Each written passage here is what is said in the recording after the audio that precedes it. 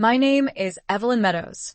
I was 44 years old, and I observed my own memorial service from the silent rearmost pew of the Sanctuary of Serenity as my family began the informal division of my assets. The exquisite irony of the moment was not lost on me.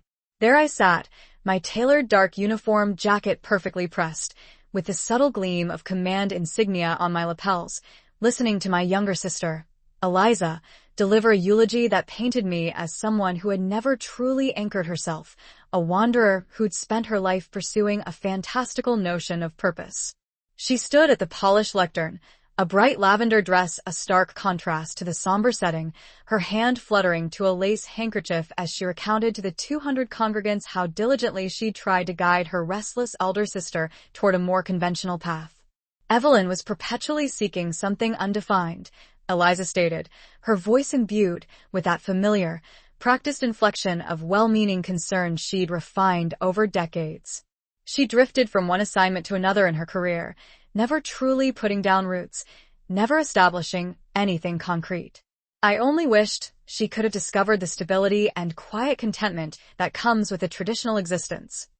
I nearly permitted myself a chuckle. Nearly. The sanctuary was at capacity, with people standing in the aisles. Eliza had attributed the considerable attendance to the community's outpouring of sympathy for our family's sudden bereavement. But I understood the true nature of the gathering. These individuals weren't present for expressions of grief. At least half were current and former military personnel, intelligence analysts, high-ranking defense officials, and foreign affairs liaisons.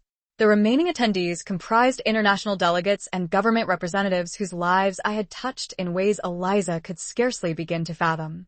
Yet, Eliza recognized none of them. To her, they were simply an anonymous assembly, validating her personal narrative that, even in death, I had somehow managed to inconvenience everyone by requiring such a vast venue. The entire elaborate deception had been set in motion 6 months prior, when my unit vanished during a covert operation deep within Eastern Europe. Officially, we were designated as presumed deceased. Our respective families received official notifications, death certificates were duly processed, and memorial services were scheduled, standard operating procedure for deep cover assignments that demanded a complete severance from our former identities. What was decidedly not standard was my return home, only to discover my family had already begun to apportion my possessions and were actively preparing to challenge the provisions of my will.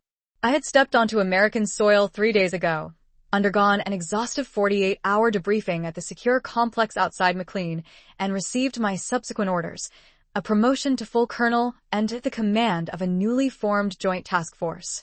But before I could report to my new command, I was obligated to observe my own funeral.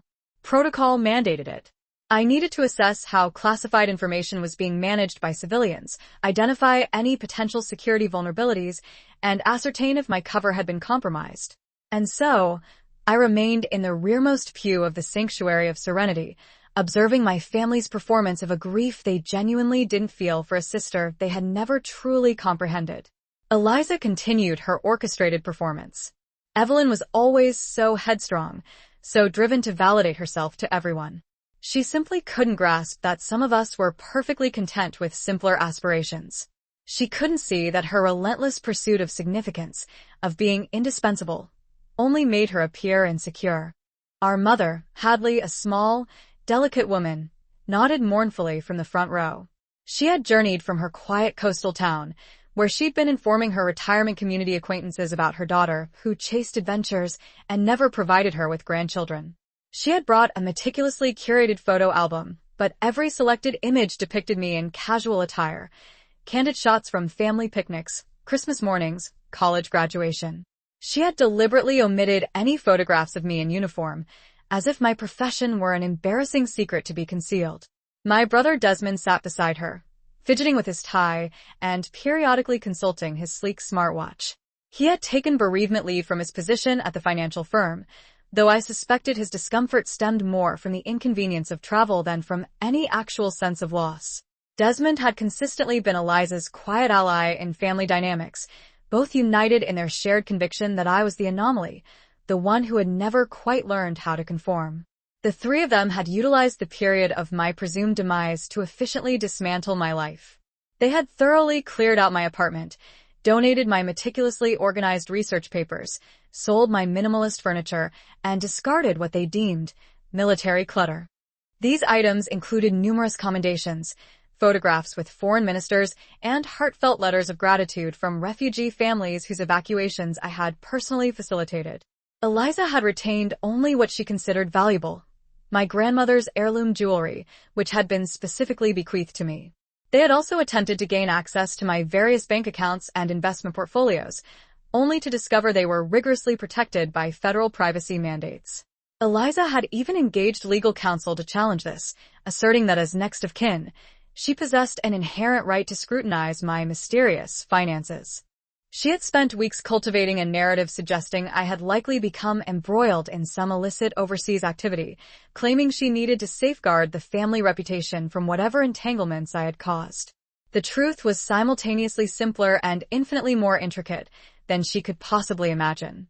I had dedicated the past 23 years to forging a career that spanned multiple federal agencies and highly classified programs. I had commenced as a second lieutenant in Army intelligence, diligently earning my doctorate in international relations during my off-duty hours, and gradually transitioning into roles that demanded progressively deeper cover and higher security clearances. My personnel file was so intricately compartmentalized across myriad agencies that most of my colleagues were privy to only fragments of my actual portfolio. I had coordinated the evacuation of refugees from 3 distinct war zones. I had negotiated sensitive prisoner exchanges with adversarial governments. I had provided crucial testimony before closed Senate committees regarding emergent security threats. I had personally trained 4 intelligence officers and lectured at the War College. My work had contributed directly to the signing of peace accords, averted critical international incidents, and preserved countless lives in ways that would forever remain publicly unacknowledged. But to my family, I was simply Evelyn, their somewhat aimless older sister who had never quite managed to embrace normality. Eliza concluded her eulogy with what she clearly believed to be a profoundly moving sentiment. I only hope that wherever Evelyn now rests, she has at last discovered the tranquility and direction she was always seeking. And I hope she knows that despite our myriad differences, we cherished her precisely as she was, imperfections and all. A murmuring wave of approval rippled through the congregation, but I observed something Eliza entirely missed. In the middle section, a man in a discreet dark suit rose and moved silently toward the exit. Then another and another. Within moments, a steady, almost imperceptible stream of attendees began to quietly depart the sanctuary. These were not individuals walking out on Eliza's eulogy. These were professionals responding to prearranged, subtle signals, coordinated movements that indicated a change in operational status. Someone had just received word that the public memorial service was concluding, and it was time for the true ceremony to commence. Eliza noticed the quiet exodus, and a flicker of hurt crossed her face. "I suppose that's, well, I imagine people have other commitments," she murmured, attempting to regain her composure. Pastor Merrick, a kindly, slightly rumpled man, stepped forward to offer the benediction. But before he could utter a single word, the grand sanctuary doors swung open once more. A precisely aligned formation of uniformed officers, their movements synchronized, entered, led by a major general whom I recognized as my former commanding officer from the Pentagon. Eliza's face drained of color. This was most definitely not a component of the program she had so meticulously planned. Major General Maxwell approached the lectern with the measured, commanding stride of someone long accustomed to absolute authority. He was followed by 6 other officers, each carrying ceremonial items, a meticulously folded American flag, a pristine display case containing military decorations, and what I instantly recognized as a rare presidential unit citation. "Ladies and gentlemen," Major General Maxwell's voice, deep and resonant, carried the undeniable authority of 3 decades in uniform. "We are assembled here today to posthumously honor Lieutenant Colonel Evelyn Meadows, whose distinguished service to this nation spanned multiple agencies and classified operations that, regrettably, cannot be fully elaborated upon in this public forum." I observed Eliza's face as the designation Lieutenant Colonel resonated within the quiet space. She had spent years telling people I was merely a sergeant, a low-ranking soldier who pushed papers and followed rudimentary orders. The notion that I had been an officer, and a senior one at that, was clearly a possibility she had never remotely entertained. Colonel Meadows' final assignment, Major General Maxwell continued, his gaze sweeping the room, required her to assume a cover identity that necessitated complete and utter separation from family and previous associations. Her presumed demise was an integral part of an operation that has now been successfully concluded. An audible murmur rippled through the sanctuary. Eliza looked utterly bewildered, as if she had inadvertently wandered into someone else's ceremony. Colonel Meadows' exemplary service record includes 3 Bronze Stars, the Defense Meritorious Service Medal, the Joint Service Commendation Medal, and numerous decorations from 6 allied nations for her critical contributions to international security and humanitarian operations. Desmond leaned forward in his seat, his smartwatch forgotten, while Mother sat perfectly still, her mouth slightly agape. Major General Maxwell then gestured subtly toward the back of the sanctuary. Colonel Meadows personally requested permission to attend the service in honor of the family that nurtured her and to formally receive her next assignment. Every head in the sanctuary swiveled toward the back pews. I rose slowly, my dark, tailored uniform crisp and perfectly fitted, the subtle sheen of my 23 years of ribbons and decorations discreetly displayed. The silence was absolute. I proceeded down the center aisle with a measured, practiced pace of someone who had done so hundreds of times before in ceremonies far more perilous and immeasurably more significant than this one. My family stared, frozen, as if they were witnessing a phantom, which, in a metaphorical sense, they were. When I reached the front of the sanctuary, Major General Maxwell extended his hand. Colonel Meadows, congratulations on the successful conclusion of Operation Silent Guardian. You are hereby promoted to the rank of full colonel and assigned command of the Joint International Security Task Force. He handed me a slim, black folder containing orders classified at levels my family lacked the clearance even to comprehend. The very sister who had been cataloging my possessions and planning to contest my will was now gazing up at me with an expression I had never before witnessed. Profound bewilderment mingled with something that might, incredibly, have been respect. Thank you, General. I responded, my voice steady, professional, and entirely devoid of emotion. I am honored to serve. The subsequent ceremony was concise, but deeply formal. The flag was presented with solemn precision. The citations were read aloud, and photographs were taken with officials whose names would signify absolutely nothing to Eliza, but whose handshakes represented years of intricate professional relationships she had never known existed.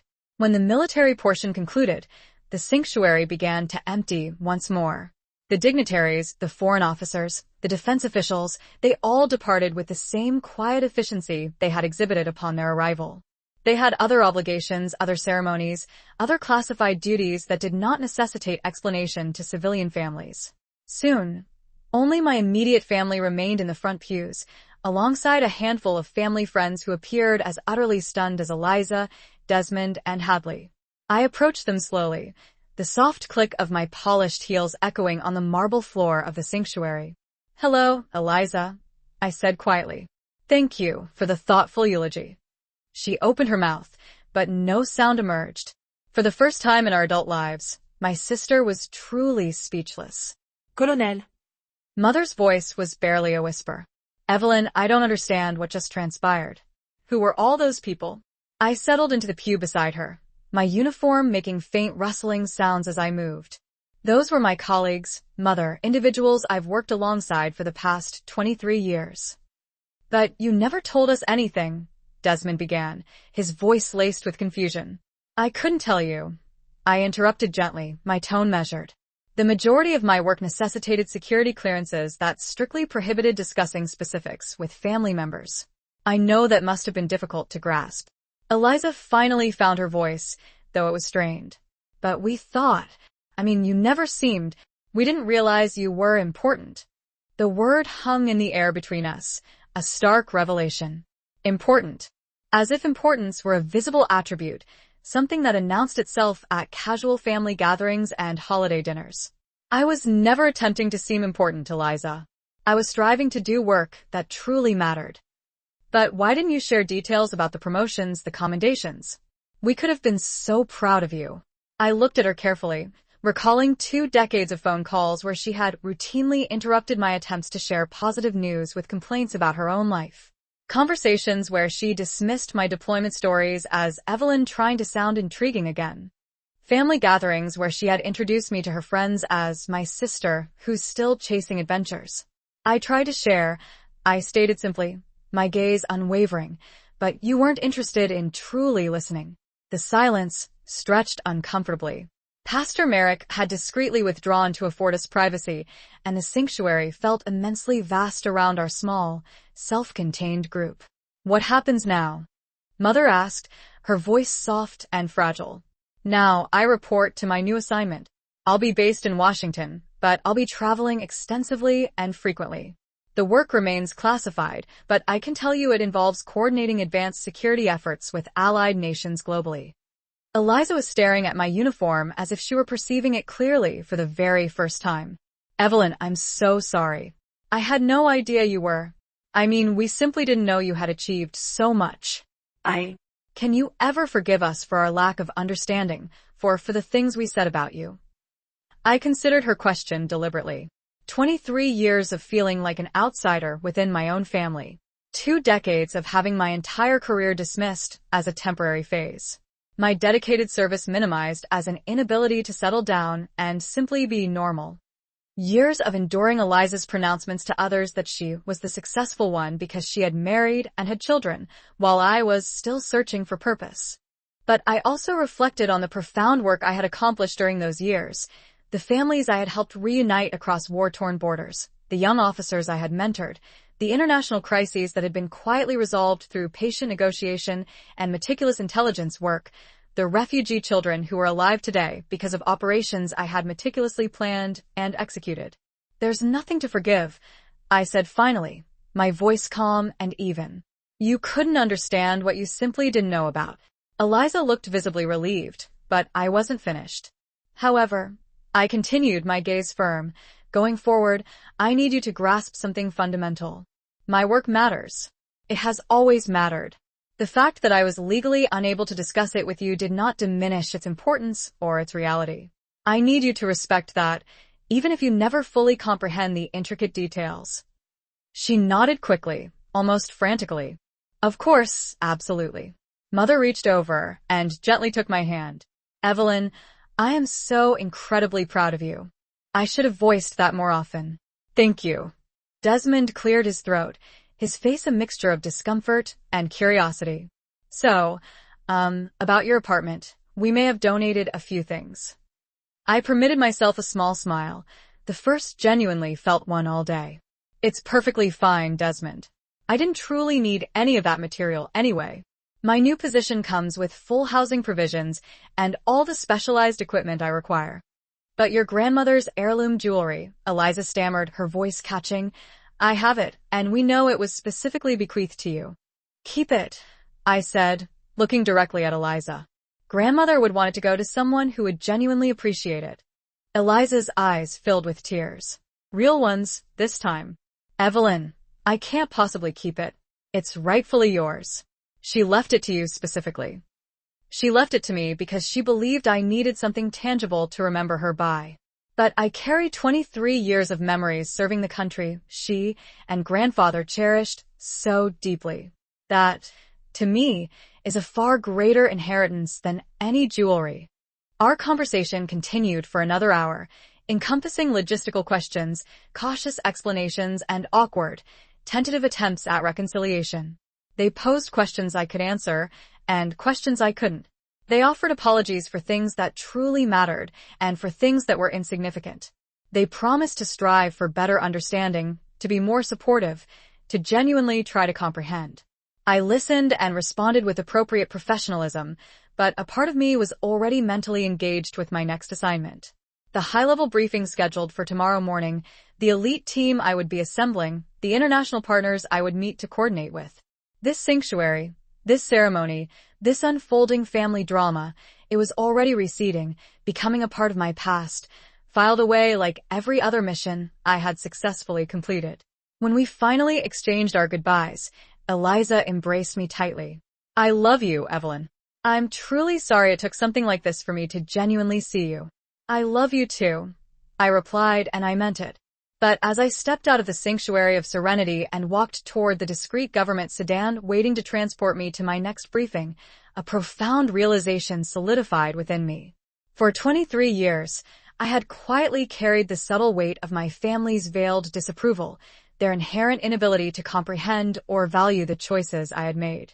I had, perhaps, permitted their dismissive attitude toward my career to foster a small, persistent kernel of doubt regarding my own worth. Now, standing tall in my meticulously tailored uniform, with a promotion to full colonel and the command of an international task force, I understood unequivocally that their approval had never been necessary. Their full understanding had never been a prerequisite. Their respect, while now genuinely welcome, was not and had never been essential to my profound sense of purpose or my deep professional accomplishment. I had dedicated 2 decades to protecting people who would never know my name, serving a mission far grander than family dynamics or personal recognition. I had painstakingly built a career founded upon unwavering competence, unassailable integrity, and dedicated service to something far greater than myself. My family's inability to perceive that had been their limitation, not mine. As the sedan smoothly pulled away from the sanctuary, I opened the folder containing my new orders. The mission briefing was classified at levels that necessitated specialized, secure facilities for discussion. The team I would be commanding included officers from 6 allied nations, representing the pinnacle of their respective intelligence agencies. The scope of my responsibility spanned 3 continents and involved intricate coordination with agencies most ordinary people had never even heard of. It was precisely the kind of work I had been rigorously training for my entire career. My phone buzzed with a text message from Eliza. I Googled your medals. I had no idea. I'm so incredibly proud to be your sister. I smiled faintly and placed the phone back into my pocket without responding. There would be time for family later, after I had fully settled into this new position and accurately determined what limited information I could safely share with civilians. For now, I had work to do, critically important work that mattered in ways Eliza was only just beginning to grasp. The sedan turned smoothly toward Pentagon City, and I opened my secure laptop to review the initial briefing materials for tomorrow's crucial meeting. Colonel Evelyn Meadows reporting for duty, as I had every single day for the past 23 years. The fundamental difference was that now, finally, I was reporting for duty without carrying the burdensome weight of trying to prove my worth to people who had never been qualified to judge it in the first place.